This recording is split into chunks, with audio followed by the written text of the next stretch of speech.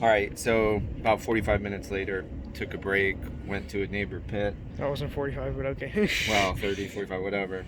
And I had to take a break. Seeing no improvement. Try to hire a pressure machine, the neighbor over here. That didn't work. And Thomas reminds me, he says, oh, what about some pliers or something? I remembered the Rigetti tool. So this is what I did. We just did it on that tire, so hopefully we have success again.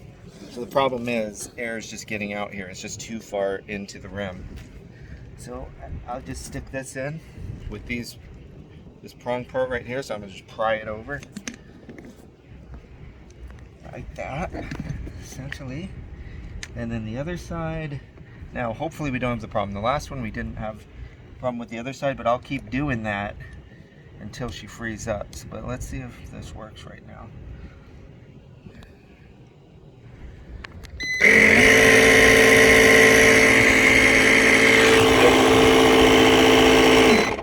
Nope, so let me try it again. Let's keep doing it. Let's do it a little bit here. I think that's well distributed. Well, there's that one Yeah. squished area. Let's see.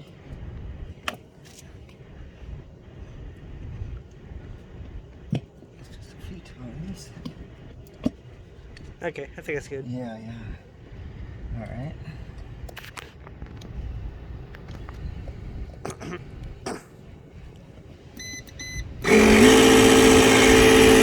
Yep, it's working.